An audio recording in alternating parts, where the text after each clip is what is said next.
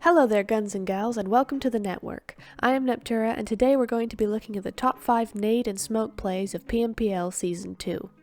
The throwable usage in this tournament really stood out to me as a tactic that has been given a much higher priority amongst this season's teams, and I want to highlight some examples that really show why this is a great shift in playstyles. Why don't we get into it? The first match we are going to look at is from Day 3 of the finals, where Eastern Stars used smokes and mollies to secure a third place finish in the first Miramar game of the day. It's final circle with 3 teams left. Eastern Stars on the northeast ridge, Big to the south in a building, and Game Lord directly west in another, 4v4v3 respectively. As the zone shifts and starts closing, Eastern Stars have to move down the ridge and into the other 2 teams. The placement of strategic smokes completely blocked the windows and angles Game Lord might have had on their descent, but Eastern Stars didn't stop there. With those smokes fully bloomed, they also put smokes just under the ridgeline to obscure their path down. This was a fantastic use of their smokes that players could learn from. Smokes are a great tool, but rarely are they used to their full effect. Throwing some in the vague direction of the enemy, or using them to build a clear path across open ground might help, but often only draws attention to your position. Identifying the best placements to blur the enemy's sightline rather than shrouding yourself is a much more effective method, and it enabled Eastern Stars to push into zone unhindered. In the following clash with Game Lord, however, 3 of the players are knocked, leaving Athos alone behind the fence. He needs to back up his team, however he has to cross the sightlines of Big in the other compound with the smokes dwindling. To combat this, he throws a molly into Big's building, cutting them off from the front windows and actually blocking 3 of the players' path to the zone. Athos then tries to back up his team, but Game Lord are able to finish off the squad. We're going to go back a couple of weeks here to have a look at what a more aggressive push in a fight looks like when you use throwables. In Day 1 of the second Super Weekend, UOL pushed up into Eastern Stars on their way into zone. GK First and Rolkis are the first to roll up on Eastern Stars. GK throws a nade and deals half health damage to Athos. Rolkis then knocks Bazzi via another nade, GK following up with a couple more suppression nades, but no further damage is done. Having chosen an entry point, smokes are deployed in front of Bazzi and Kapahala to ensure a safe passage into Eastern Star's line. With the battle now in full swing, Athos tries to defend Bazzi from the opposite side but is taken down by Rolkis. However, unbeknownst to him, Kapahala is behind him in the smokes and knocks Rolkis. Kapahala is in turn knocked by Lin, who had moved into an outer sandwich position opposite Rolkis. Lin throws a molly onto Kapahala to get the flush, while GK rotates to the right and pushes forward onto the last standing player, Octavian. Nades are exchanged but no damage dealt, and Octavian knocks GK. He immediately goes for the finish as Fresh pushes forward and takes out Octavian for the squad wipe. Without the aggressive use of damaging throwables, this fight would have gone very differently. Both teams are strong, but Eastern Star's already established position behind good cover versus UOL's open ground put the team at a major disadvantage that would have likely wiped them out.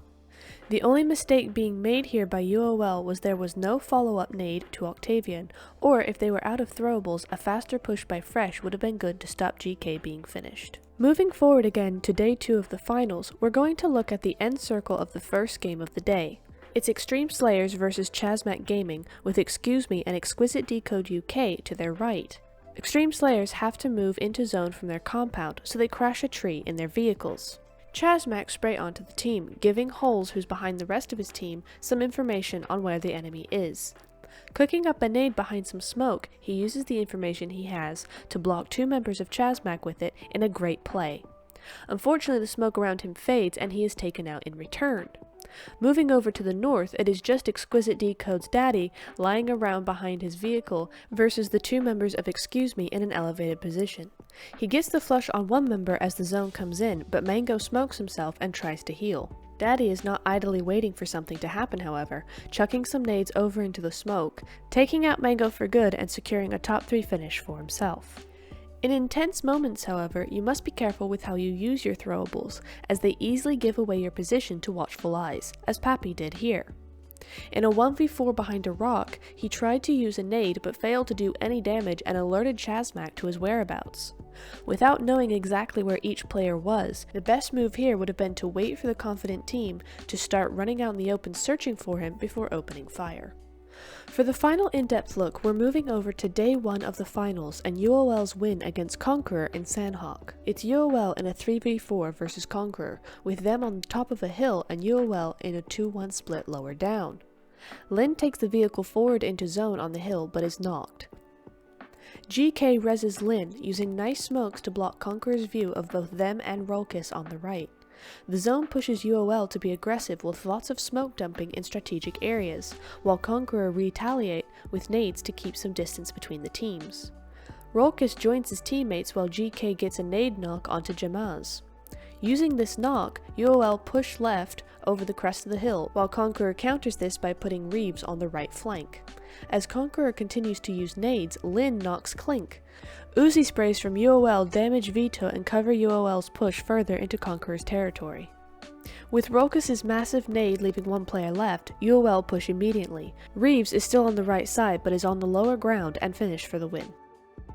There's a couple of points I want to make regarding this fight, the first being their positioning in the circle. While attacking from the side was an obvious choice given the relatively open ground to the front, this also helped the team in something I'm going to call streamlining the enemy. Coming from the side cancelled out Conqueror's spread over the hill, instead focusing them onto a narrower area and reducing their angles. Let's have a look at the map to better explain this. Conqueror are spread out all over this area and have a great command of the circle.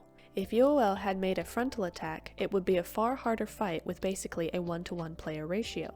By taking the off angle as a main assault path, Conqueror were reduced to 1 angle rather than 4, creating a small line of defense and setting them up for throwables.